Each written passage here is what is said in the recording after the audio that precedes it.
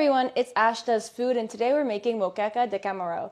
So this is a Brazilian coconut stew. Carmaro is shrimp. For this recipe, you're going to need coconut milk, coconut oil, finely chopped garlic, as well as minced garlic, tomatoes, and red onion. You'll need some paprika, so I'm using David's no salt smoked paprika from Barbecues Galore, red pepper, lime juice, Thai red chili pepper, some red chili pepper flakes, shrimp, of course, fish, and for garnish, you're going to need some cilantro. Put the shrimp into a bowl, put half of our lime juice into there, minced garlic in there, David's no salt smoked paprika on there, salt. Once that's all stirred up, you're going to put this in the fridge to marinate. So we're going to do the exact same thing to the cod. Take a tablespoon of coconut oil. You're just going to fry up red onions and red peppers, chopped garlic, and some chili peppers. Add your red chili flakes as well as your paprika. You put the fish in the pan and cook it in here. Now that the fish is just about cooked, we're going to put in tomatoes. Let that cook for another 3 or 4 minutes. Add the coconut milk and let it simmer as well as reduce and thicken.